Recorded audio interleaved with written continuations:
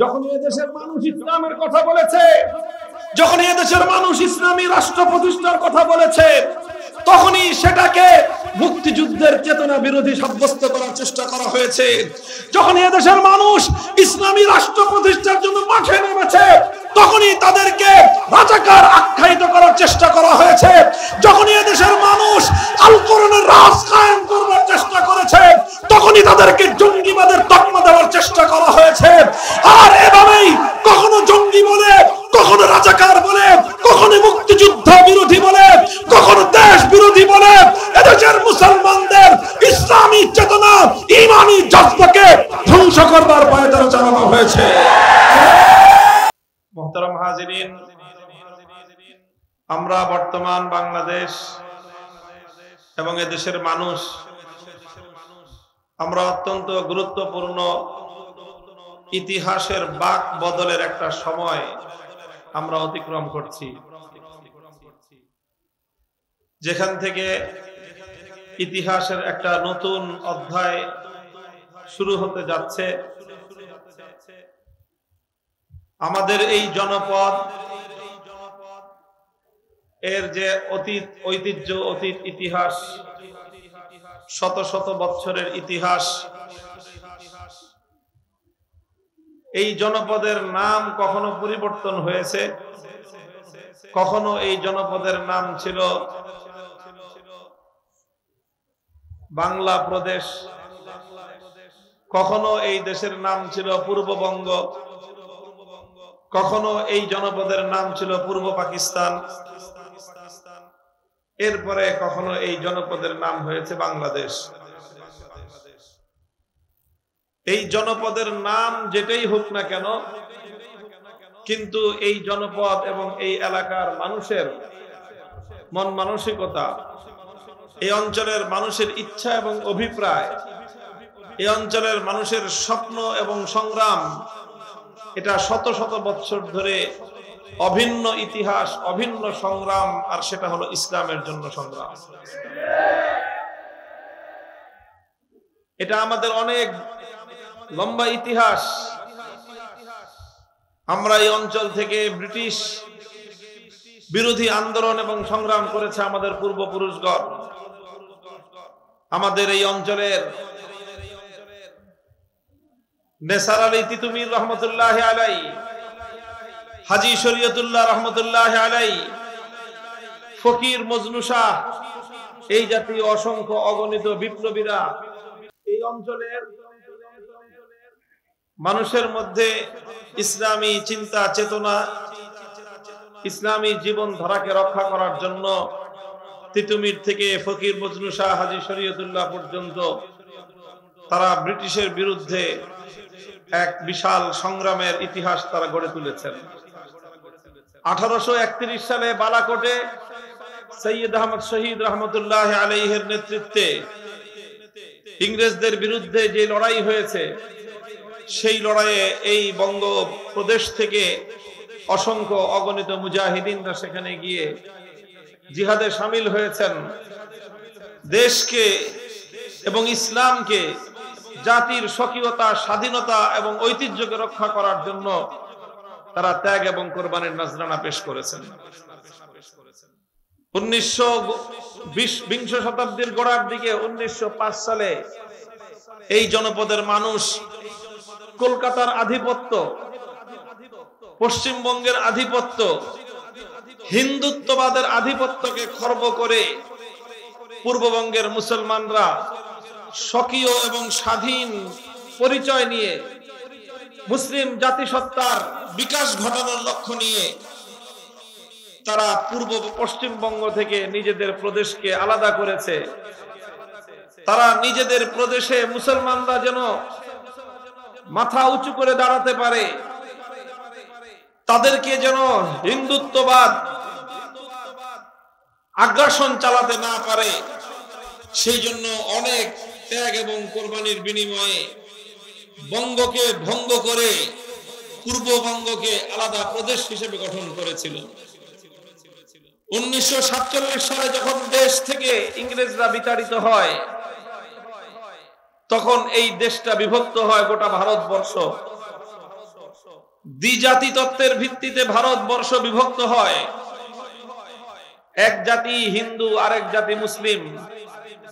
দ্বিজাতি তত্ত্বের বিরুদ্ধে দ্বিজাতি তত্ত্বের, দুই জাতি তত্ত্বের ভিত্তিতে যখন এই ভারতবর্ষ বিভক্ত হয়, তখন এই অঞ্চলের বিশাল অঞ্চল নিয়ে ভারত প্রতিষ্ঠিত হয়, ইন্ডিয়া। আর বহু দূরে পশ্চিম পাকিস্তান, ওখানে মুসলিম সংখ্যাগরিষ্ঠ এলাকা নিয়ে মুসলমানদের জন্য আলাদা স্বাধীন ভূখণ্ড হয়। প্রশ্ন ছিল, এই অঞ্চলের মুসলমানরা কি করবে? তারা কি নিজেদের বাড়ির পাশের কলকাতা এবং দিল্লির সাথে থেকে যাবে, না তারা ইসলামী পরিচয়কে ভৌগোলিক পরিচয়ের উপর প্রাধান্য দিয়ে তারা মুসলমানদের সঙ্গে আলাদা মুসলিম রাষ্ট্রে অংশগ্রহণ করবে? ইতিহাস সাক্ষী, এই জনপদের মুসলমান, এই জনপদের মানুষ অনেক ত্যাগ আর কোরবানি, অনেক রক্তের নজরানা, অনেক শাহাদাত, অনেক জীবন, অনেক জানমালের কোরবানি দিয়ে এই জনপদের মানুষ দিল্লি আর কলকাতাকে উপেক্ষা করে পিন্ডির সঙ্গে গাঁটছড়া বেঁধেছিল। উদ্দেশ্য একটাই ছিল যে আমরা ভৌগোলিকভাবে যেখানেই থাকি না কেন, আমাদের পরিচয় হলো আমরা মুসলমান, আমাদের হৃদয়ের কালিমা হলো লা ইলাহা ইল্লাল্লাহ। মুহতারাম হাজিরিন, আমাদের দেশের মানুষের স্বপ্ন ছিল, প্রত্যাশা ছিল, আমরা মুসলমান, আমাদের দেশটা চলবে আল্লাহর কোরআনের বিধান অনুযায়ী। এদেশের মানুষের স্বপ্ন ছিল আল্লাহ প্রদত্ত জীবন ব্যবস্থা ইসলাম, এটাই হবে এই জাতি, এই রাষ্ট্র এবং এই অঞ্চলের জীবন ব্যবস্থা, রাষ্ট্র ব্যবস্থা, অর্থ ব্যবস্থা, বিচার ব্যবস্থা, শিক্ষা ব্যবস্থা, প্রতিটি ক্ষেত্রে ইসলামের ভিত্তিতেই দেশ এবং জাতি গড়ে উঠবে। এইরকম এক আকাশ সম স্বপ্ন নিয়ে, অনেক বড় আশা নিয়ে এদেশের মানুষরা পিন্ডির সঙ্গে, সেই পশ্চিম পাকিস্তানের সঙ্গে একসঙ্গে তারা একটা জাতি এবং একটা রাষ্ট্র গঠন করেছিল। 1947 থেকে 1971 24 বছর পর্যন্ত পশ্চিম পাকিস্তানিরা আমাদের সঙ্গে গাদ্দারি করেছে, বিশ্বাসঘাতকতা করেছে। এবং সেই বিশ্বাসঘাতকতা শুধু জাতির সাথে নয়, সেই বিশ্বাসঘাতকতা ছিল সৃষ্টিকর্তা স্বয়ং মহান আল্লাহ পাক রব্বুল আলামিনের সাথে। কথা ছিল 47 সালে এদেশের সংবিধান হবে আল কোরআন, রাষ্ট্র ব্যবস্থা হবে নিজামে ইসলাম এবং আইন হবে ইসলামের শরিয়া। এই সকল ওয়াদা এবং প্রতিশ্রুতির ভিত্তিতে কায়েদে আজম মোহাম্মদ আলী জিন্নাহরা মুসলমানদের কাছ থেকে, বাংলাদেশের মানুষের কাছ থেকে সমর্থন নিয়েছিল। দুর্ভাগ্যজনকভাবে 47 থেকে 71 24 বছর পার হয়েছে, এদেশের মানুষের স্বপ্ন পূরণ হয় নাই, আল কোরআনের শাসন আমরা পাই নাই, ইসলামী রাষ্ট্র ব্যবস্থা আমরা দেখতে পারি নাই, ইসলামী অর্থ এবং বিচার ব্যবস্থার সুফল আমরা ভোগ করতে পারি নাই। বরং তার বিপরীতে ইসলাম বলেছে ইনসাফের কথা, পশ্চিম পাকিস্তানিরা আমাদের সঙ্গে বৈষম্য করেছে। ইসলাম বলেছে ন্যায় বিচারের কথা, তারা আমাদের সঙ্গে জুলুমের আচরণ করেছে। ইসলাম বলেছে ভ্রাতৃত্বের কথা, তারা আমাদের সঙ্গে প্রভুত্বের আচরণ করেছে। যখন দেশের মানুষের দেয়ালে পিঠ থেকে গেল 1971-এ, সেই পিন্ডির গোলামীর জিঞ্জিরকে ছিন্ন করে এদেশের মানুষ এক নতুন আজাদী অর্জন করলো। সেই আজাদীর নাম হলো বাংলাদেশ। মনে করেছিল দেশের মানুষ 71-এর 16ই ডিসেম্বর পশ্চিম পাকিস্তানের জুলুম এবং বৈষম্যের অবসানের মধ্য দিয়ে এদেশের মানুষের শত শত হাজার বছরের ইচ্ছা এবং অভিপ্রায় বাস্তবায়িত হবে। এদেশের মানুষ ইনসাফ পাবে, এদেশের মানুষ সাম্য পাবে, এদেশের মানুষ ন্যায় বিচারের দ্বারা শাসিত হবে। এটা ছিল মানুষের স্বাধীনতা লাভ করার এক বুক ভরা স্বপ্ন। কিন্তু সেই স্বপ্ন পূরণের 1 মাস যেতে পারে নাই। 72-এর জানুয়ারি মাসেই সেই স্বাধীনতা সংগ্রামের যে প্রধান নেতা ছিলেন শেখ মুজিবুর রহমান সাহেব, তিনি পশ্চিম পাকিস্তান থেকে মুক্তি লাভ করে এদেশে না এসে লন্ডনে গিয়েছেন। লন্ডন থেকে বাংলাদেশের মানুষের কাছে ফিরে না এসে তার প্লেন ল্যান্ড করেছিল নয়াদিল্লিতে। তিনি বাংলাদেশের মানুষের কাছে প্রথম আসেন নাই, প্রথমে তিনি গিয়েছেন ভারতের প্রধানমন্ত্রী শ্রীমতী ইন্দিরা গান্ধীর কাছে। তখনই এদেশের মানুষ হতাশ হয়েছে।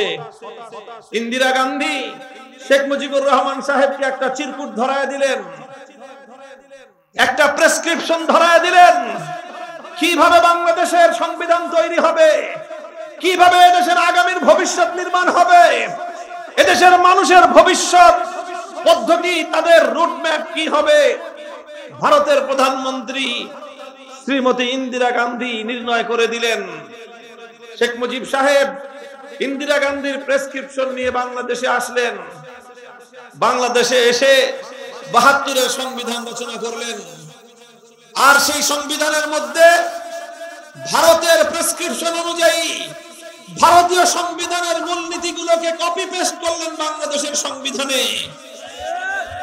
যেই বাংলাদেশের পাকিস্তান বিরোধী ২৪ বছরের সংগ্রাম, ৫২ সালের ভাষা আন্দোলন, ৬৪ যুদ্ধফ্রন্টের আন্দোলন, ৬৯-এর গণ অভ্যুত্থান, ৭০-এর জাতীয় নির্বাচন, ৭১-এর মুক্তিযুদ্ধ, এই ২৪ বছর কোনদিন কেউ ধর্মনিরপেক্ষতার কথা বলেনি।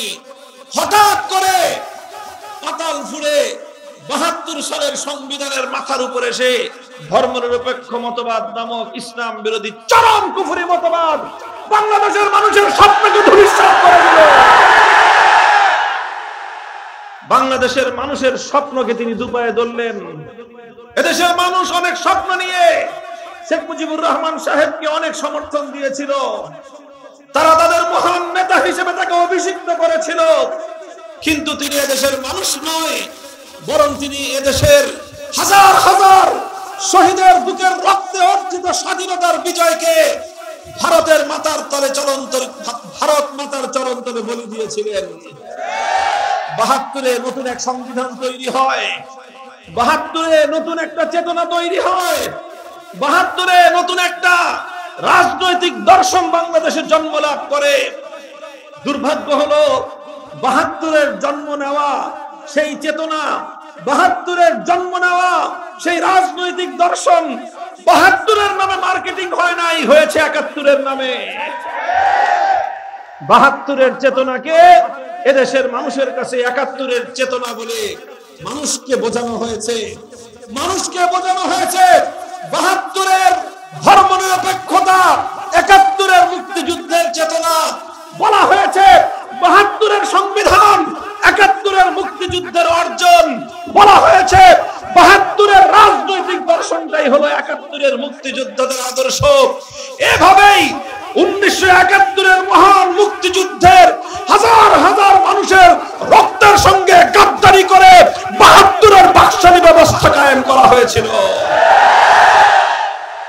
মুহতারাম হাজিরিন, এরপরের ইতিহাস বঞ্চনার ইতিহাস, এরপরের ইতিহাস আমাদের দুর্ভাগ্যের ইতিহাস, এরপরের ইতিহাস আমাদের হাজার বছরের পূর্বপুরুষদের অশ্রু ঘাম আর রক্তের সঙ্গে গাদ্দারি করবার ইতিহাস।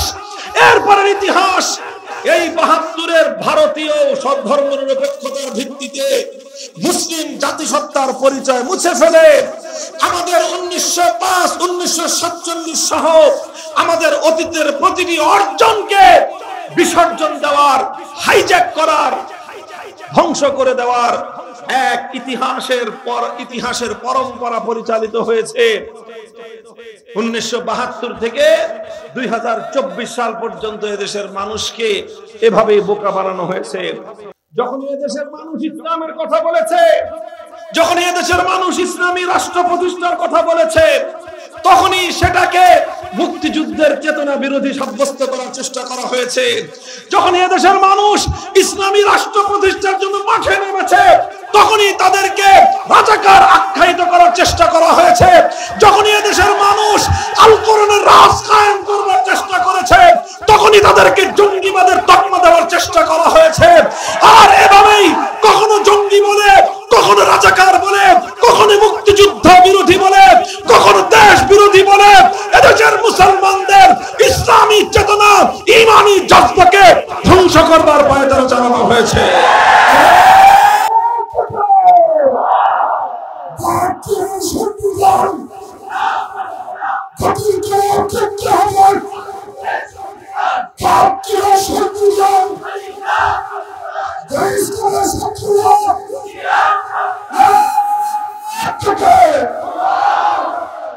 সংগ্রামী সাথী ও বন্ধুগণ, কথা আমাদের পরিষ্কার।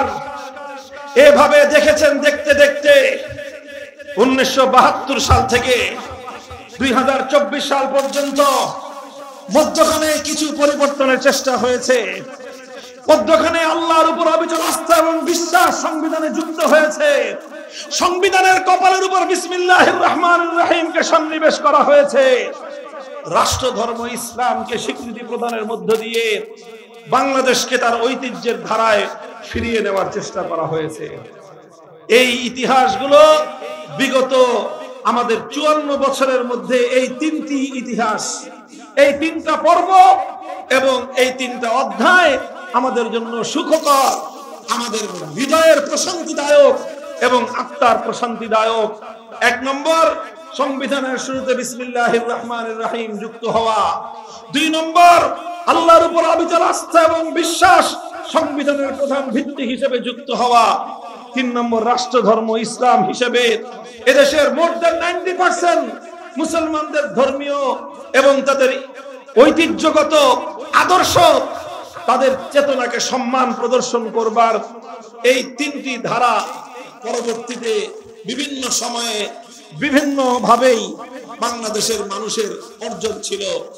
দুর্ভাগ্যজনকভাবে 2008 সালে বাংলাদেশের উপর নেমে আসলো এক কালবৈশাখী ঝড়। 2008 সালের ক্ষমতার মসনদ, বাংলাদেশের ক্ষমতার মসনদে আসীন হলো ভিনদেশী এক সেবাদাসী। বাংলাদেশ এবং বাংলাদেশের ইসলাম আর বাংলাদেশের মুসলমানদের 1000 বছরের ইচ্ছাকে অন্য আরেকটি দেশের ইচ্ছার সামনে জলাঞ্জলি দেওয়ার মতো এক ভিনদেশী ক্রীড়নক বাংলাদেশের ক্ষমতার মসনদে অধিষ্ঠিত হলো। 2008 সাল থেকে 2013 সাল চললো দুর্ভাগ্যজনক একটার পর একটা কার্যকলাপ। যারা এই বাংলাদেশে ইসলামী রাষ্ট্র প্রতিষ্ঠার কথা বলে, যারা বাংলাদেশের সংবিধানে আল্লাহর উপর অবিচল আস্থা এবং বিশ্বাসের কথা বলে, যারা ইসলামী ঐতিহ্যের কথা বলে, তাদের বিরুদ্ধে রাষ্ট্রীয় খড়গ নেমে আসলো। চলতে চলতে আসলো 2013 সাল। 2013 সালের ফেব্রুয়ারি মাস থেকে বাংলাদেশের মানুষ দেখলো তাদের পূর্ব দিগন্তে এক ঘন মেঘের আনাগোনা, কালবৈশাখী ঝড়ের পূর্বাভাস।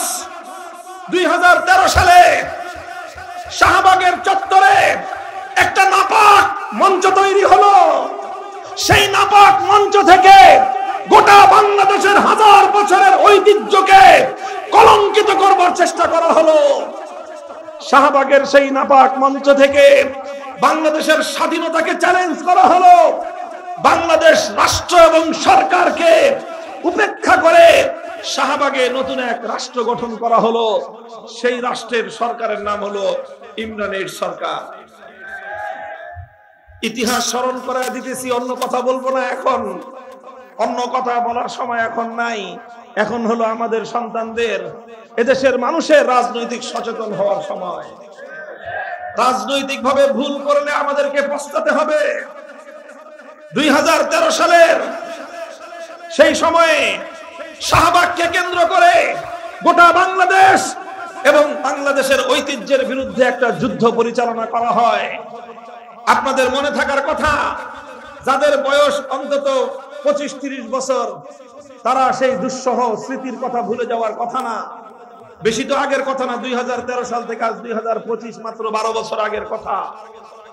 এই 12 বছর আগের সেই সময় আমরা ফেব্রুয়ারি মার্চ এই সময়টা জুড়ে বাংলাদেশের যেখানেই যেতাম সন্ধ্যা ঘনিয়ে আসার আগেই দেখা যেত প্রতিটি পাড়ায়, মহল্লায়, উপজেলায়, থানায়, এমনকি গ্রামের বাজারগুলোতে এক শ্রেণীর মানুষ তারা প্রদীপ জ্বালিয়ে দাঁড়ায় আছে।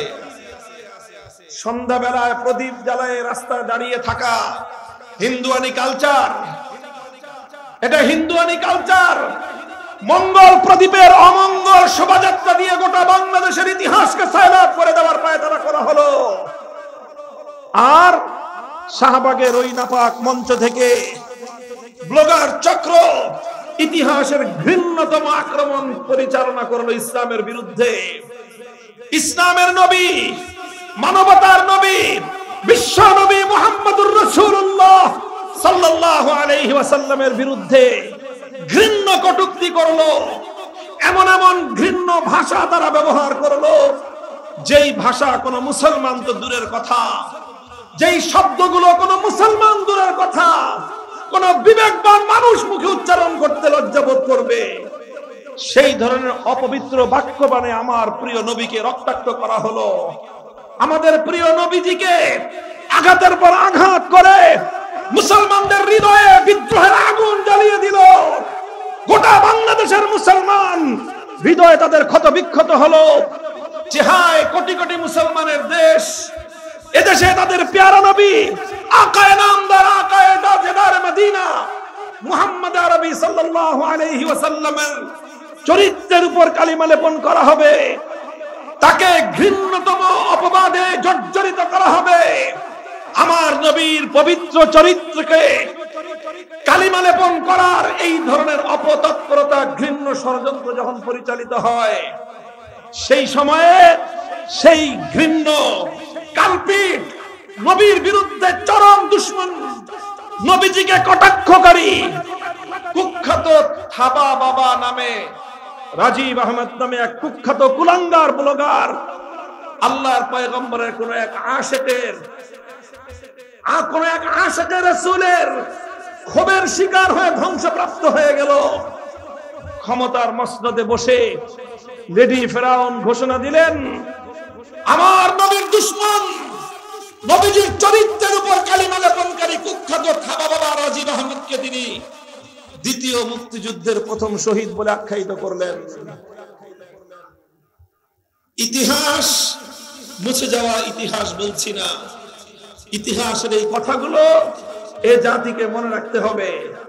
ইতিহাস ভুলে গেলে ভবিষ্যৎ নির্মাণ করা সম্ভব হবে না। 2013 সালে যখন এভাবেই কুখ্যাত নবীর দুশমন আল্লাহর পয়গম্বরের চরিত্রের উপর, নবীজির পুত পবিত্র ইতিহাসের উপর, নবীজির জীবনাচরণের উপর এমন কলঙ্কজনক, জঘন্য, বর্বরতম, ঘৃণ্যতম আক্রমণ পরিচালনা করেছিল যেই চক্র, সেই চক্রের প্রধান হোতা ছিল এই রাজীব ওরফে থাবা বাবা। আর তাকে তৎকালীন প্রধানমন্ত্রী দ্বিতীয় মুক্তিযুদ্ধের প্রথম শহীদ বলে আখ্যায়িত করলেন, তার প্রতি শ্রদ্ধা জানালেন। তিনি আমার নবীর দুশমনকে তিনি সম্মান করলেন। আমার নবীর উপর নবীর চরিত্রের উপর কালেমা লেপনকারী কুখ্যাত নবীর দুশমনকে সম্মান জানিয়ে প্রকারান্তরে এদেশের কোটি কোটি মুসলমানদের হৃদয়ের উপর তিনি বর্বরতম আক্রমণ পরিচালনা করলেন। এদেশের মানুষের হৃদয়ে ক্ষোভের আগুন জ্বলে উঠল। প্রতিটি মুমিনের হৃদয়ে তখন ক্ষোভের আগুন, গোটা বাংলাদেশ তখন অগ্নিগর্ভ। এদেশের মানুষের হৃদয়ে তখন তুষের আগুন দাউ দাউ করে জ্বলছে, কিন্তু বলার কেউ নাই। চারিদিকে এক ভয়াবহ নীরবতা, মুখ খুলবার সাহস কারো নাই। চারিদিকে ভয়াল ত্রাসের রাজত্ব কায়েম করা হয়েছিল। চতুর্দিকে শঙ্কা, চতুর্দিকে গুম আর খুনের এক মৃত্যুপুরী পরিণত করা হয়েছিল বাংলাদেশ। ঠিক ওই সময়ে হঠাৎ বাংলার আকাশে ধূমকেতুর মতো এক আলোকোজ্জ্বল মশাল আবির্ভূত হলো। বাংলাদেশের মুসলমানদের ত্রাতা হিসেবে, আল্লাহর রহমত এবং আল্লাহর নুসরত এবং গায়েবী সাহায্য হিসেবে বাংলাদেশের মানুষের কাছে একটি নামের আবির্ভাব ঘটলো, সে নামটাই হলো হেফাজতে ইসলাম বাংলাদেশ। সে নামটাই হলো আল্লামা শাহ আহমদ শফি রহমতুল্লাহ আলাইহি, সেই নামটাই হলো আল্লামা জুনায়েদ বাবুনগরী রহমতুল্লাহ আলাইহি। মুহতারাম হাজিরিন,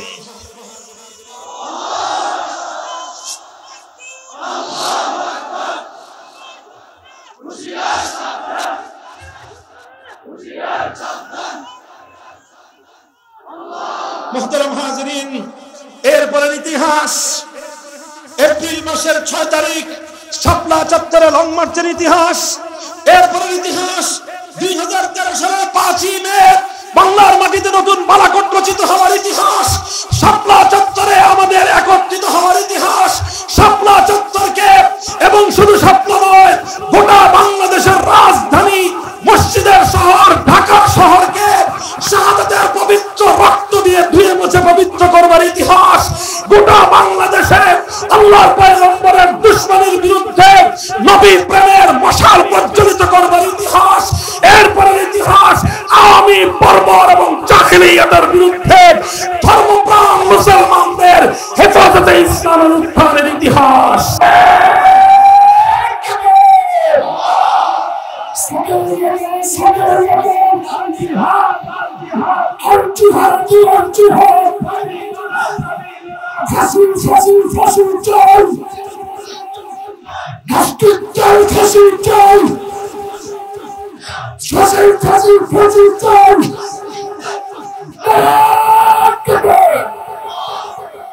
মুহতারাম হাজিরিন, আমি আপনাদেরকে স্মরণ করিয়ে দিচ্ছি সেই ইতিহাসগুলো। শাপলা চত্বরে একটি রাতও আমরা পূর্ণ করতে পারি নাই। 24 ঘন্টার সময় আল্লাহর নবীর আশিকদের জন্য রাজধানী রাজপথকে ব্যবহার করবার সুযোগ দেওয়া হয় নাই। যেখানে শাহবাগের চত্বরে ঢাকা পিজি হাসপাতাল, বাডেম হাসপাতাল, জাতীয় জাদুঘর, ঢাকা বিশ্ববিদ্যালয়, গোটা ঢাকার প্রাণ কেন্দ্রে বসে সপ্তাহের পর সপ্তাহ, মাস পেরিয়ে মাস গড়িয়ে যায়, শাহবাগ চত্বর থেকে সেই নাপাক বাংলাদেশের স্বাধীনতা বিরোধী চক্রকে উৎখাত করার প্রয়োজনীয়তা অনুভব করে না, বরং তাদেরকে দুধকলা দিয়ে লালন পালন করা হয়। বিদেশ থেকে তাদের জন্য বড় বড় পাতিলে করে মোরগ পোলাও আর বিরিয়ানি রান্না করা খাদ্য পরিবেশন করা হয়। রাত এবং দিনের অন্ধকার আলো আধারিতে সেখানে নানা ধরনের অসামাজিক কার্যকলাপের আখড়া সাজানো হয়। এই সব গোটা দেশের মানুষের চোখের সামনে দিনের পর দিন, সপ্তাহের পর সপ্তাহ চলতে থাকে। কিন্তু শাহবাগ চত্বরকে এই নাপাকি থেকে মুক্ত করার কোনো গরজ অনুভব করা হয় নাই। কিন্তু 13ই মে একদিন সন্ধ্যাবেলা থেকে রাতের গভীর পর্যন্ত নবী প্রেমিক তাওহীদি জনতা, আল্লাহর পয়গম্বরের পেয়ারা উম্মত, এদেশের মেহনতি মানুষ, অসহায় আলেম ওলামা, ছাত্র জনতা, নবী প্রেমিকরা একটু বিশ্রাম করছিল। রাতের অন্ধকারে কেউ তাহাজ্জুদ পড়ছিল, কেউ সারা দিনের কর্মক্লান্তির পর আন্দোলন এবং সংগ্রামের মাঠে তারা অনেক ঘাম ঝরানোর পর রাতের বেলায় পরিশ্রান্ত অবসন্ন দেহ একটু রাজপথে এলিয়ে দিয়ে সামান্য একটু বিশ্রামরত ছিল। ওই অবস্থায় প্রায় 1.5 লক্ষাধিক বুলেট এবং মারণাস্ত্র নিয়ে বিভিন্ন ধরনের জীবনঘাতী প্রাণঘাতী অস্ত্র শস্ত্র সজ্জিত হয়ে সরাসরি শেখ হাসিনার নির্দেশে শাপলা চত্বরে অভিযান পরিচালনা করা হয়। বুলেটের আঘাতে ঝাঁঝরা করা হয় আমাদের ভাইদের বুকগুলোকে। শাপলা চত্বরের মাটি রঞ্জিত হয় নবী প্রেমিক আশিক নবীর উম্মত, আল্লাহর নবীর প্যারা উম্মতের শাহাদাতের রক্তে। এইভাবে একটা রাত সেখানে আমাদেরকে অবস্থান করতে দেওয়া হয় নাই। আমাদেরকে বুলেটের আঘাতে বিদায় করে পরের দিন জাতীয় সংসদে দাঁড়িয়ে কালো বিড়াল নামে বাংলাদেশের রাজনীতিতে একটা মানুষ বিখ্যাত ছিল। আমি নাম বলবো না, কালো বিড়াল বলে গেলাম। আপনারা ইতিহাস পড়ে নেবেন ওই সময় রেলের কালো বিড়াল কে ছিল। সেই কালো বিড়াল বলেছিল সংসদে দাঁড়িয়ে, আমরা ঘোষণা করেছিলাম শেখ হাসিনা তুমি কোন পথে পালাবে সেই পথ দেখার চেষ্টা করো। আমাদের সেই কথার প্রতি উত্তরে তারা বলেছিলেন যে তোমরা হেফাজতে ইসলাম এবং মোল্লা মৌলবীরা নাকি সুবহানাল্লাহ পড়তে পড়তে পালিয়ে গেছে। তৎকালীন সেই দুঃশাসনের সম্রাট, সেই দুঃশাসনী, সেই দলের ফ্যাসিবাদী, সেই দলের সাধারণ সম্পাদক বলে দিয়েছিল আগামী দিনে হেফাজতে ইসলামের কাউকে ঘর থেকে বের হতে দেওয়া হবে না। এই সব কথা 2013 সালের। আমি আজ 2025 সালে বাংলার মাটিতে দাঁড়িয়ে ওপেন হাজার হাজার লাখো জনতার এই মহা জনসমুদ্রকে সাক্ষী রেখে বলতে পারি, আমরা সুবহানাল্লাহ বলতে বলতে পালিয়ে যাই নাই। আমরা সুবহানাল্লাহ বলতে বলতে গোটা বাংলাদেশে আমরা ছড়িয়ে পড়েছিলাম। আমাদেরকে বলেছিলাম ঘর থেকে বের হতে দেবে না, আমরা বলেছিলাম আমরা ঘরে থাকবো, তোমরা থাকতে পারবে না। আজ 55,000 বর্গ মাইলের কোথাও বাটি চালান দিয়ে তোমাদের খুঁজে পাওয়া যায় না।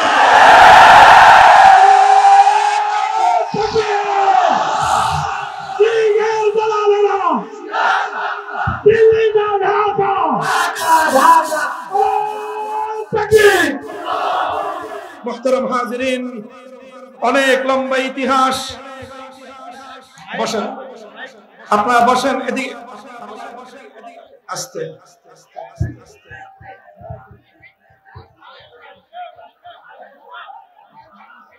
মাঠে মাইকের আওয়াজ হচ্ছে, আপনারা দেখেন একটু লক্ষ্য করে।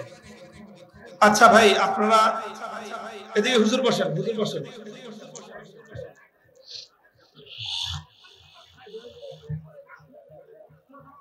ভাই কথার ছন্দপতন ঘটান না আল্লাহর ওয়াস্তে। আপনারা যদি এখন শুনতে না পান কানে কানে এসে বলেন, মাঝখান থেকে হট্টগোল করলে আমি কথা বলতে পারবো না। আমার কথার ছন্দপতন হয়ে গেলে কথা শেষ করে দিব। আল্লাহর ওয়াস্তে এগুলো করবেন না, কানে কানে এসে বলবেন। না শুনলে ভিডিও হইতেছে, বাকিটুকু কথা পরে শুনে নিয়েন। পুরা মজমা একদম শান্ত থাকবেন ইনশাআল্লাহ। কথা ঠিক আছে? আর আপনারা যারা ইন্তেজামি আছেন একটু নিজেদের পক্ষ থেকে চেক করেন কোথায় সমস্যা, সঙ্গে সঙ্গে সমাধানের উদ্যোগ নেন। মুহতারাম হাজিরিন, বলতেছিলাম ইতিহাসের কথা, বলতেছিলাম 2013 সালের কথা। আমাদের দাবি ছিল আল্লাহর নবীর ইজ্জতের হেফাজতের নিশ্চয়তা চাই। আমাদের ইসলাম ধর্মের কটূক্তি হবে না, রাষ্ট্রের কাছ থেকে আমরা এই নিশ্চয়তা চাই। আমাদের কোরআনকে কেউ অবমাননা করবে না, আমরা এই নিরাপত্তাটুকু চেয়েছিলাম। আমাদের মহান আল্লাহ পাক রব্বুল আলামিন সৃষ্টিকর্তাকে নিয়ে কেউ কটূক্তি করবে না, এই তো আমাদের প্রত্যাশা ছিল, এই ছিল আমাদের দাবি। আমি বাংলার তাওহীদি জনতার কাছে জানতে চাই, আল্লাহকে কটূক্তি করা যাবে না, আল্লাহর কোরআনকে অসম্মান এবং অবমাননা করা যাবে না, আল্লাহর নবীর ইজ্জতের উপর আঘাত হানা যাবে না। আমাদের এই দাবি, এটা কি কোনো অযৌক্তিক দাবি? চিৎকার করবেন, কোন অযৌক্তিক দাবি? এটা এদেশের 90% মুসলমানের হৃদয়ের দাবি, এবং এটা এমন দাবি, এই দাবির ব্যাপারে কারো সাথে কোনো কম্প্রোমাইজ করবার সুযোগ নাই, কোনো আপোষ করবার সুযোগ নাই। আমাদের এই হৃদয়ের আকুতি, আমাদের এই হৃদয়ের ব্যথা সেই সরকার বুঝতে পারে নাই, বুঝার চেষ্টা করে নাই। বরং যারা আমার ভাই, আমার সন্তান, আল্লাহর নবীর ইজ্জতের হেফাজতের জন্য, নবীজির ইজ্জত রক্ষার্থে সর্বোচ্চ শাস্তির বিধান, মৃত্যুদণ্ডের আইনের দাবি নিয়ে তারা শাপলা চত্বরে গিয়েছিল।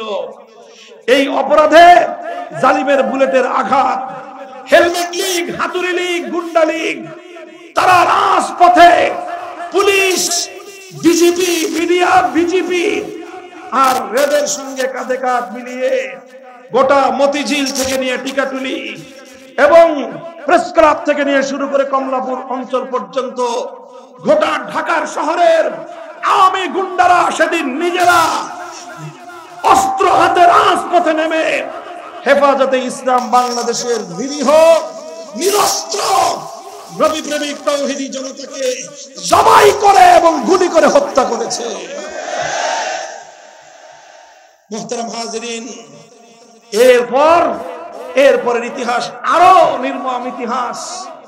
এভাবে আমাদেরকে খুন করে হত্যা করে জাতীয় সংসদে দাঁড়িয়ে শেখ হাসিনা বলল, শাপলা চত্বরে কোনো মানুষ মারা যায় নাই, আমাদের শহীদরা নাকি বুকে রং মেখে শুয়েছিল, আমাদের শাহাদাতপ্রাপ্ত ভাইদের রক্ত নিয়ে উপহাস করা হয়েছিল এই জাতীয় সংসদে। মুহতারাম হাজিরিন, এরপর এইভাবে একটার পর একটা অপবাদ দেওয়া হয়েছে হেফাজতে ইসলামের উপর, অপবাদ দেওয়া হয়েছে নবী প্রেমিক তাওহীদি জনতার উপর, উপহাস করা হয়েছে তাদের শাহাদাতের রক্ত নিয়ে। আমি বলতে চাই, জিজ্ঞাসা করতে চাই বাংলার তাওহীদি জনতাকে, শাপলা চত্বরে 5ই মে থেকে 6ই মে ঢাকার শহরে নবী প্রেমিক তাওহীদি জনতার লাশ পড়েছে কি পড়ে নাই? শাহাদাতের রক্ত বাংলার মাটিতে কে রঞ্জিত করেছে কি করে নাই? আমরা শাপলা স্মৃতি সংসদের পক্ষ থেকে শহীদ নামা নামে স্মারক করেছি, আপনারা সংগ্রহ করবেন, আপনারা পরে দেখবেন ইতিহাসের এই দলিল। আমরা বিগত সময়ে আওয়ামী দুঃশাসনের হত্যাযজ্ঞের শিকার 83 জন হেফাজতে ইসলামের 83 জন হেফাজতে ইসলামের বীর শহীদের সমস্ত পরিচয় সহ তাদের কবর, তাদের পারিবারিক ঠিকানা ইন ডিটেইলস জাতির সামনে আমরা উন্মোচন করেছি। 58 জন যাদের পরিচয় আমরা শনাক্ত করতে পেরেছি 2013 সালের 5 এবং 6 মে শাপলা চত্বর থেকে যাত্রাবাড়ি এবং সাইনবোর্ড এলাকা পর্যন্ত যাদেরকে গুলি করে হত্যা করা হয়েছে। মুহতারাম হাজিরিন, আর অসংখ্য অগণিত বীর শহীদান যাদের লাশ গুম করা হয়েছে, যাদের লাশগুলো ময়লার গাড়িতে ময়লার ভাগাড়ে নিয়ে চলন জীবন তাদেরকে মাটি পুঁতে রাখা হয়েছে, তাদের জানাজা পড়তে দেওয়া হয় নাই, তাদের আপনজনদেরকে লাশ স্পর্শ করতে দেওয়া হয় নাই। ভয়াল এই গুমের রাজত্বে নবী প্রেমিক তাওহীদি জনতার অসংখ্য অগণিত লাশ গুম করা হয়েছে, যার খোঁজ আজও পর্যন্ত আমরা কেউ আবিষ্কার করতে পারি নাই এবং এটা পাওয়ার কোনো সুযোগও নাই, কারণ সেই লাশগুলোর কোনো সূত্র বিগত এই ফ্যাসিবাদী সরকার সমস্ত সূত্র এবং প্রমাণ ধ্বংস করে দিয়েছে। মুহতারাম হাজিরিন, বলতে চাই 2013 সালে হেফাজতে ইসলাম বাংলাদেশ বুকের রক্ত দিয়ে আওয়ামী জাহেলিয়াতের বিরুদ্ধে সর্বপ্রথম বিপ্লবের মঞ্চ তৈরি করেছিল। 2013 সালে শাপলা চত্বরে হেফাজতে ইসলাম বাংলাদেশের রক্তস্নাত ইতিহাসের মধ্য দিয়ে ফ্যাসিবাদ বিরোধী সংগ্রামের সূচনা হয়েছিল। এরপর আবার আমরা রক্ত দিয়েছি 2021 সালে আমার বাংলাদেশের স্বাধীনতার সুবর্ণ জয়ন্তী 50 বছর পূর্তি করার জন্য কুখ্যাত মুসলিম নরঘাতক নরেন্দ্র মোদীকে বাংলাদেশে তাকে সম্মান জানিয়ে আমন্ত্রণ জানিয়ে বাংলাদেশের স্বাধীনতার 50 বছর পূর্তিকে কলঙ্কিত করবার পায়তারা চালিয়েছিল লেডি ফেরাউন। হেফাজতে ইসলাম বলেছিল যেই কুখ্যাত নরেন্দ্র মোদী মুসলমানদের হত্যাকারী, যার হাত আহমেদাবাদের মুসলমানদের রক্তে রঞ্জিত, গুজরাটের কসাই খ্যাত নরেন্দ্র মোদীকে বাংলাদেশের মানুষ অভ্যর্থনা জানাতে প্রস্তুত না। এই অপরাধে আবার হেফাজতের উপর গুলি চললো, আবার শহীদ করা হলো আমার হাটহাজারী সন্তানদেরকে, রক্তাক্ত করা হলো আমার বিবাড়িয়াকে। হেফাজতের রক্তে আবার বাংলার মাটি রঞ্জিত হলো। আর শুধু আমাদের ভাইদেরকে হত্যা করে ক্ষান্ত হলো না, আমরা যারা নরেন্দ্র মোদীর বিরুদ্ধে বিরুদ্ধে কথা বলেছিলাম, আমাদেরকে দায়ী সাব্যস্ত করা হলো, আমাদেরকে দোষী বানানো হলো, আমাকে নিরপরাধে বিনা অপরাধে 48টা মামলা দিয়ে 3 বছরের বেশি অন্ধকার কারা প্রকোষ্ঠে আমাদেরকে নিক্ষেপ করে রাখা হলো। এমন ভয়াবহ মানবতার আচরণ আমাদের সঙ্গে করা হলো, বাংলাদেশের ইতিহাসে কোনো রাজনৈতিক নেতার সঙ্গে যে আচরণ করা হয় নাই। আমাকে শেখ হাসিনা তার ব্যক্তিগত শত্রু বলে আখ্যায়িত করলো, আমাকে বলল আমি মূর্তির বিরুদ্ধে কথা বলে তার হৃদয়ে নাকি আগুন ধরিয়ে দিয়েছি। তিনি সে আগুন নির্বাপন করার জন্য প্রতিশোধের আগুন জ্বালিয়ে আমাকে ভস্ম করে দেওয়ার চেষ্টা করলেন। রহম করলেন মালিক রব্বুল আলামিন। আমাদের কায়েদে মিল্লাত আল্লামা জুনায়েদ বাবুনগরীকে ষড়যন্ত্রমূলকভাবে হত্যা করে শহীদ করলো। আমাদের অনেক কায়েদ আল্লামা নূর হোসেন কাসেমী রহমাতুল্লাহি আলাইহিকেও নানা কুকৌশলে শহীদ করা হলো। আমাকে জনবিচ্ছিন্ন করবার পায়তারা চালানো হলো। হেফাজতে ইসলামের শীর্ষ প্রায় সকল নেতৃবৃন্দকে মাসের পর মাস, বছর বছর কারাগারে প্রকোষ্ঠে বন্দী রেখে হেফাজতে ইসলামকে দমিয়ে দেওয়ার চেষ্টা করা হচ্ছিল। কথা বলেন ঠিক না বেঠিক? এরপরে আসলো 2024-এর উত্তাল জুলাই আসলো। 24 জুলাই বিপ্লবের সময় এদেশের ছাত্র জনতা তারা ঘর থেকে বেরিয়ে এলো, শিক্ষাঙ্গন থেকে রাজপথে নামলো। সকল ছাত্র জনতা, আমরা বললাম ছাত্রদেরকে তোমরা বের হয়ে আসো, দলীয় কোনো বিভেদ রাখবে না। বিভেদের সকল দেয়ালগুলো ভেঙে গুড়িয়ে দেওয়া হলো। স্কুল থেকে, কলেজ থেকে, প্রাইভেট বিশ্ববিদ্যালয় থেকে, সরকারি বিশ্ববিদ্যালয় থেকে, আলিয়া মাদ্রাসা থেকে, প্রতিটি কওমি মাদ্রাসা থেকে সব ছাত্ররা হাতে হাত রাখলো। বাংলার টেকনাফ থেকে তেতুলিয়া বৈষম্যের বিরুদ্ধে তারা দুর্বার প্রতিরোধ গড়ে তুললো। ফ্যাসিবাদের বিরুদ্ধে তারা রক্ত দিল। গোটা বাংলাদেশের প্রতিটি নগর, প্রতিটি জনপদ আমার সন্তানদের রক্তে রঞ্জিত হলো। প্রায় 1.5 সহস্র বাংলার দামাল যুবকদের রক্ত নিয়ে হোলি খেললো শেখ হাসিনা এবং তার খুনি আওয়ামী লীগ, যুবলীগ, ছাত্রলীগ এবং তার গুন্ডা লীগের সদস্যরা। আমি চ্যালেঞ্জ করে বলতে পারি, বাংলাদেশের কোন একটি ওয়ার্ড, ইউনিয়ন, কোন একটি ইউনিটের আওয়ামী লীগ, যুবলীগ, ছাত্রলীগের নেতারা হত্যাকাণ্ডের দায় এড়াতে পারবে না। প্রতিটি এলাকায় তারা সরাসরি তাদের নেত্রীর নির্দেশে অস্ত্র তাক করে এদেশের বিপ্লবীদের বুকের উপর বুলেট ছুড়ে মেরেছে। এবং সেই চিত্র, তার প্রমাণ বাংলাদেশ নয়, আন্তর্জাতিক গণমাধ্যমের কাছে ভিডিও, অডিও, অসংখ্য অগণিত প্রমাণ বিদ্যমান। কথা বলেন ঠিক না বেঠিক? মুহতারাম হাজিরিন, রাজনৈতিক ইতিহাস বলা আমার উদ্দেশ্য না। আমার বলার উদ্দেশ্য হলো হেফাজতে ইসলাম বাংলাদেশের, এই বাংলাদেশের জন্য তার অবদানের কথা এবং 24-এর বিপ্লবে হেফাজতে ইসলাম বাংলাদেশ এবং এদেশের আলেম সমাজ, এদেশের ইসলাম পন্থীদের পার্টিসিপেশন, তাদের অংশগ্রহণের গৌরবোজ্জ্বল ইতিহাস বলার জন্যই আমি এই ইতিহাস বললাম। আমরা এখন পরিষ্কার ভাষায় বলতে চাই, আমাদের রক্ত দিয়ে, আমাদের জীবন দিয়ে 24-এর বিপ্লবে প্রায় শতাধিক মাদ্রাসার তালেবে ইলম, আলেম ওলামা রক্ত দিয়েছে। এত রক্ত দিলাম, এত জীবন দিলাম, আমার এই স্বাধীন বাংলার মাটিতে আবার নর্থ সাউথ বিশ্ববিদ্যালয়ের ক্যাম্পাসে আমার পবিত্র কোরআন নিয়ে ছিনিমিনি খেলা হবে, এই দৃশ্য দেখার জন্য নয়।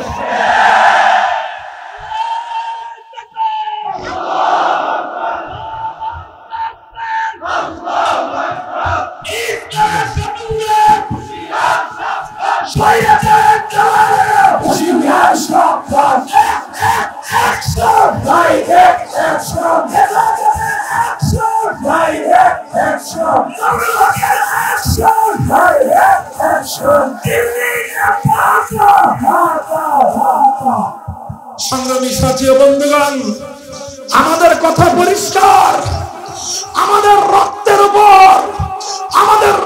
উপর দাঁড়িয়ে, আমাদের জীবন এবং লাশের উপর তৈরি ক্ষমতার মঞ্চে বসে এদেশের আমাদের সন্তানদের শিক্ষালয়, আমাদের কচিকাচাদের বিদ্যাপীঠ, প্রাইমারি স্কুলগুলোতে আপনারা গানের শিক্ষক নিয়োগ দেন।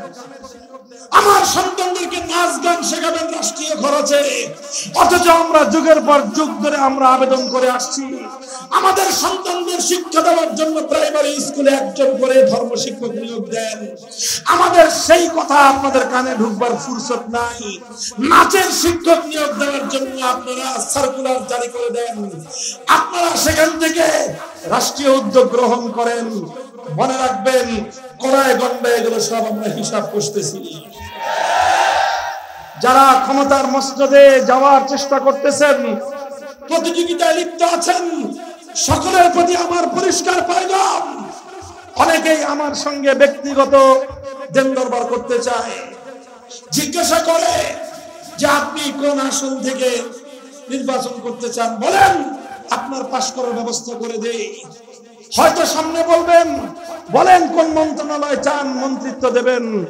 মনে রাখবেন, আমরা এমপি আর মন্ত্রী হওয়ার জন্য রক্ত দেই নাই। আমার সন্তানের রক্ত নিয়ে আমরা রাজনীতি করতে চাই না। আমরা চেয়েছি দেশে ইসলামের অধিকার, আমরা চেয়েছি দেশ এবং জাতিতে ইসলাম প্রতিষ্ঠিত হবে, ইসলাম বাস্তবায়িত হবে। এই প্রশ্নে কারোর সঙ্গে আপোষ না।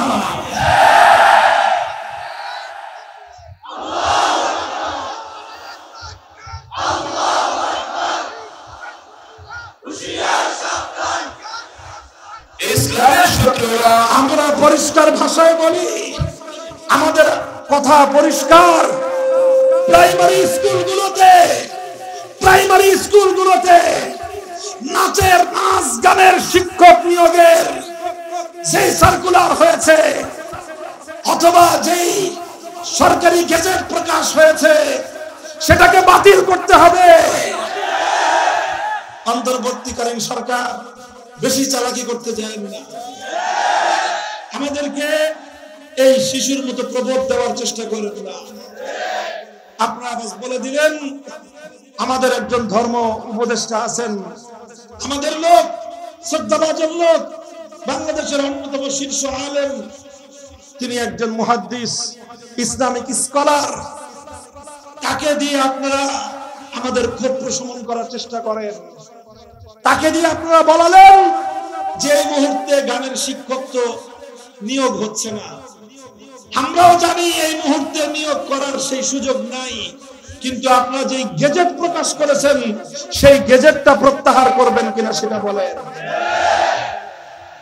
আপনারা গানের শিক্ষক নিয়োগের গেজেট প্রকাশ করতে পারেন, আমাদের কলিজার টুকরা আল কোরআন এবং ইসলামের ধর্ম শিক্ষক নিয়োগের গেজেট প্রকাশ করতে আপনাদের হাতের মধ্যে তখন পায়খানার কুলু পেটে বসে। তাকে খুশি করার জন্য বাংলাদেশের মন্ত্রণালয় পরিচালনা করেন। এদেশের গানের শিক্ষার বইয়ের নামে সমস্ত শিরকি হিন্দুদের মূর্তির ছবি দিয়ে আমাদের কোমলমতি ছেলে মেয়েদেরকে প্রাইমারি স্কুল এবং হাই স্কুলে শিরক এবং হিন্দুত্ববাদ দিয়ে দীক্ষিত করার পায়তারা চালাবেন। আমার মুসলমান সন্তানের ঈমান হরণ করবার চেষ্টা করবেন, আর আমরা মুখে আঙ্গুল দিয়ে চুষবো। আমাদেরকে এতটা অকর্মণ্য ভাবলে ভুল করবে। মনে রাখবেন, প্রাইমারি স্কুলে ধর্ম শিক্ষক নিয়োগ দেওয়ার এজেন্ডা নিয়ে বাংলাদেশে বড় ধরনের কোন দুর্ঘটনা ঘটতে পারে। আমাদের রক্ত দিয়ে প্রতিষ্ঠিত বিপ্লব, রক্তের বিনিময়ে অর্জিত বিপ্লব, আর সেই বিপ্লবের ফলে প্রতিষ্ঠিত অন্তর্বর্তীকালীন সরকার বিপ্লবের এই চেতনা, বিপ্লবীদের আত্মার সম্মান প্রদর্শনের জন্য হলেও আল কোরআনের, ইসলাম এবং ধর্ম শিক্ষক নিয়োগ দেওয়ার জন্য প্রাইমারি স্কুলে ব্যবস্থা গ্রহণ করতে হবে। কথা বলেন ঠিক না বেঠিক? আর যারা ক্ষমতা যাওয়ার জন্য প্রতিদ্বন্দ্বিতা করতেছেন, করেন ভালো কথা, কিন্তু আগামী দিনে ক্ষমতা এসে ইসলামের জন্য কি করবেন? যারা আল্লাহর নবীকে, আল্লাহর কোরআনকে যারা কটাক্ষ করে, তাদের ব্যাপারে কি শাস্তিমূলক ব্যবস্থা গ্রহণ করবেন, তার প্রতিশ্রুতি জাতির সামনে আগে দিতে হবে। সেগুলো আগে পরিষ্কার করেন, তারপরে দিন দরবার হবে। কথা বলেন ঠিক না বেঠিক? আমির হেফাজত আল্লামা শাহ মুহিবুল্লাহ বাবুনগরীর হাফিজাহুল্লাহ তাআলা ওয়া রাহ, তিনি তার সর্বোচ্চ অভিভাবকত্বের জায়গা থেকে বিভিন্ন দল মতকে, বিভিন্ন রাজনৈতিক শক্তিকে উপদেশ দিয়ে থাকেন। ওনার উপদেশ মানবার চেষ্টা করেন। যদি ওনার উপদেশ মানতে না পারেন, নিজেদের দুর্বলতাকে খোঁজার চেষ্টা করেন, ওনাকে কটাক্ষ করবার চেষ্টা করবেন না। মনে রাখবেন, আল্লামা মুহিবুল্লাহ বাবুনগরী সেই ব্যক্তিত্ব, আমি বর্বরতার তুফানের সময় যিনি একা রাজপথে বুক টান করে দাঁড়িয়ে গিয়েছিলেন, তিনি আমাদের মাথার উপর বটবৃক্ষ হিসেবে আছেন। তার অসম্মান হেফাজতে ইসলামের অসম্মান। এটা এদেশের আলেম সমাজ ভালো চোখে দেখে না। যার যার বার্তা, সবাইকে আমি আমার বার্তা পরিষ্কার করে দিলাম। আমাদের বার্তাগুলো নিয়ে ভালোভাবে আপনারা অ্যানালাইসিস করেন। এদেশের আলেম সমাজের হৃদয়ের কথা অনুধাবন করার চেষ্টা করেন। আমরা পরিষ্কার বার্তা দিয়ে যাই, 2024-এর বিপ্লব এদেশের আগামী দিনে ইসলামী রাষ্ট্র প্রতিষ্ঠার প্রাথমিক বুনিয়াদ করে দিয়েছে। এরপরের যে বিপ্লব হবে, এরপরের যে অভ্যুত্থান হবে, সেই অভ্যুত্থান, সেই বিপ্লবের পর এদেশের বাংলাদেশ হবে ইসলামের বাংলাদেশ, খেলাফতের বাংলাদেশ।